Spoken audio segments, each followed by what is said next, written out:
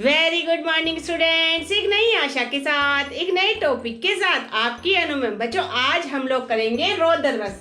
रौद्र रस का स्थायी भाव क्या है? क्रोध। जहां पर असह्य वचनों या अपमानजनक क्रियाओं के फलस्वरूप हृदय में क्रोध का भाव उत्पन्न हो, वहां कौन सा रस होता है? रौद्र रस होता है। यानी किसी के वचन सुनकर यदि क्रोध आता है, किसी की क्रियाएं देखकर यदि क्रोध आता है, तो वो कौन सा रस होगा? रौद्र रस। अब हम इसे एग्जाम्पल से समझेंगे।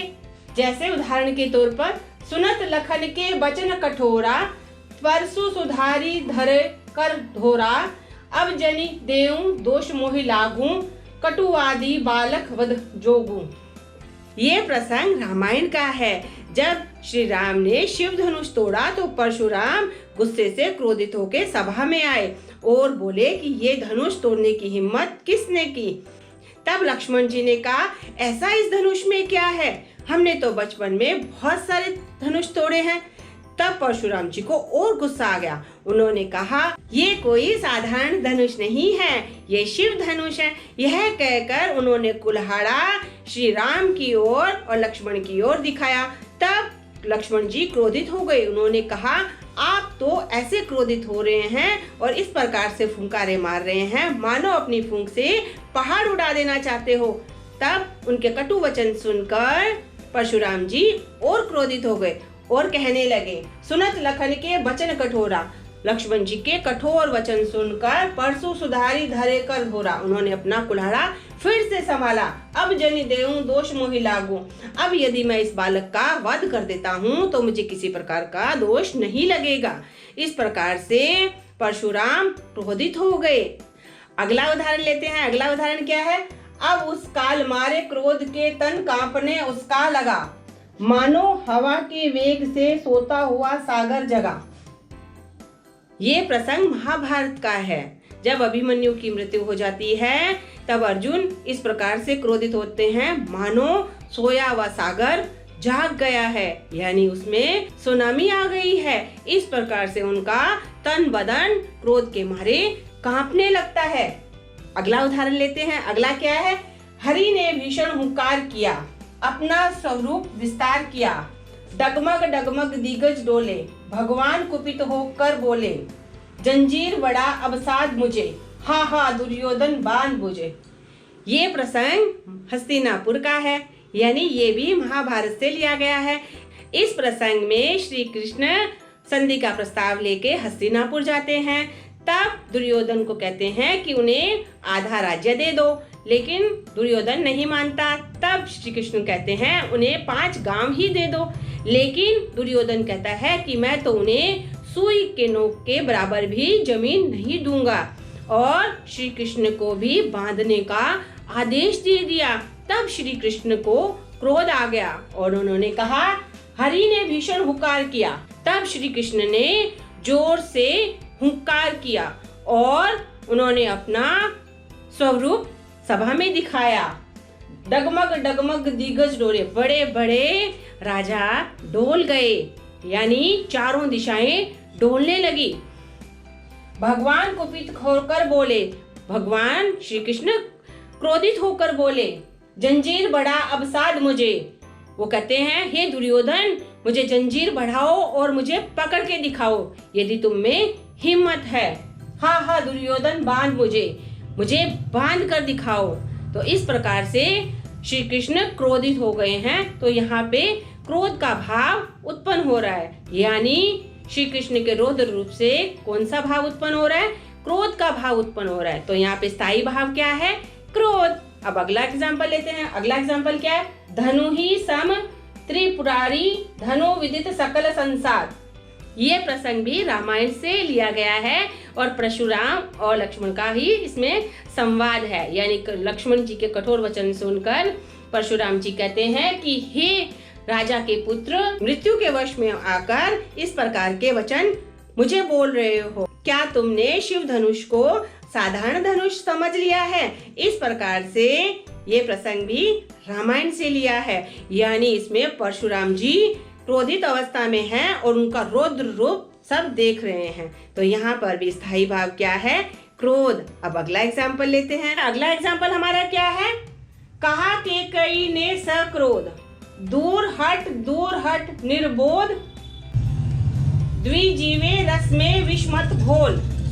ये प्रसंग रामायण का है, जब मंथरा कैकेयी के कान भर रही थी और उसे भविष्य से अवगत करा रही थी कि यदि श्री राम राजा बन गए तो राजमाता कौशल्या बन जाएगी और वो दशरथ की प्रिय रानी बन जाएगी और तुम उसकी दासी बन जाओगी और भरत के साथ भी सौतेला व्यवहार किया जाएगा। लेकिन कैकेयी उसकी बातों में कान नहीं दे रही थी, उल्टा मंथरा को डांट फटकार के भगा रही थी। क्या कह रही थी? दूर हट निर्बोध, द्विजीवे रस में विष मत घोल। द्विजीवे कहते हैं सर्प को, दो मुंह वाली नागिन, रस में विष मत घोल, यानी इतने शुभ कार्य में तुम अशुभ बातें मत करो। लेकिन जैसे जैसे मंथरा उसके कान भरती गई, कैकेयी के विचार भी राम के प्रति कुलसित हो गए और उन्हें 14 वर्ष का वनवास दे दिया। इस प्रकार से कहा जाता है कि हमें बुरे लोगों की संगत से बचना चाहिए, क्योंकि वे हमारे हितैषी नहीं होते। वे हमें हमेशा ऐसी राय देते हैं जिससे हम हमेशा के लिए कलंकित हो जाते हैं। अब अगला एग्जाम्पल लेते हैं। अगला एग्जाम्पल क्या है? सुर नर असुर गंधर्व किन्नर आदि कोई भी कहीं, कल शाम तक मुझसे जयद्रथ को बचा सकता नहीं। ये कौन कह रहा है? अर्जुन कह रहे हैं, क्रोध के मारे कह रहे हैं कि कोई भी जयद्रथ को नहीं बचा सकता। भगवान हो, आदमी हो, असुर हो, कोई भी गंधर्व हो, किन्नर हो, कोई भी मुझसे जयद्रथ को कल शाम तक नहीं बचा पाएगा। मैं उसका वध अवश्य कर दूंगा। अब अगला एग्जाम्पल लेते हैं। अगला एग्जाम्पल क्या है? जगी उसी क्षण विद्युत ज्वाला, गर्ज उठे होकर वे क्रोध, आज काल के भी विरुद्ध, युद्ध बस मेरा युद्ध। तो इसमें भी क्या है? रौद्र रस की अभिव्यक्ति हुई है। इसका स्थायी भाव क्या है? क्रोध। अब हम अगला एग्जाम्पल लेते हैं। अगला एग्जाम्पल क्या है? श्री कृष्ण के सुनत बचन, अर्जुन क्रोध से जलने लगे, सब शोक अपना भूल कर करतल युगल मलने लगे।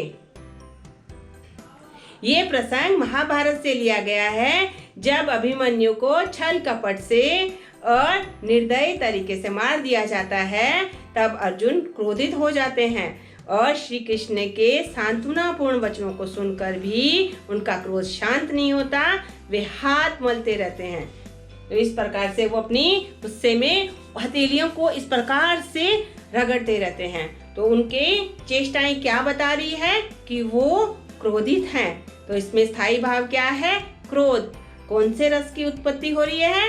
यहाँ पे रौद्र रस की उत्पत्ति हो रही है। अगला लेते हैं। अति रस बोले वचन कठोर, यहाँ भी क्या है? रौद्र रस। और कौन सा भाव है? क्रोध। स्थायी भाव क्या है? क्रोध। अगला लेते हैं। उत्तर में जब एक नाद भी उठा नहीं सागर से, उठी धधक पौरुष की आग राम के शर से। ये प्रसंग रामायण से लिया गया है। जब लंका पर चढ़ाई करने के लिए श्री राम जा रहे थे तो रास्ते में सागर था। सागर को पार करना अपने आप में एक बहुत बड़ी दुविधा थी। तो उन्होंने 3 दिन तक निराहार रहकर सागर से प्रार्थना की ताकि वे उन्हें रास्ता दे दे।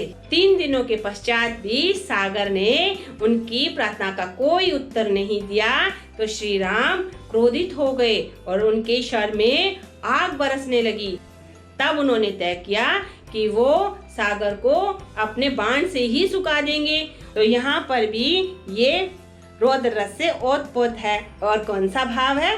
क्रोध का भाव है। तो इस प्रकार से यदि आप मेरे साथ नियमित रूप से प्रैक्टिस करेंगे तो आपके लिए रौद्र रस समझना हो जाएगा बाएं हाथ का खेल और आप पाएंगे परीक्षा में अधिकतम अंक। मैं हिंदी भाषा को इतना सरल, सहज और सुबोध बना देना चाहती हूँ ताकि बच्चों का जो हिंदी के प्रति इंटरेस्ट कम हुआ है वो बढ़े। और ग्रामर में आपको कौन कौन से टॉपिक पे दिक्कत आती है आप मुझे कमेंट बॉक्स में लिख के भेजिए। यदि आपको मेरा ये प्रयास अच्छा लगता है तो आप मेरे वीडियो को लाइक कीजिए, शेयर कीजिए और कमेंट करना मत भूलिए, क्योंकि हिंदी भाषा को प्रथम स्थान पे लाना हर भारतीय का प्रथम कर्तव्य है। हिंदी अपनाइए, मत शर्माइए। धन्यवाद।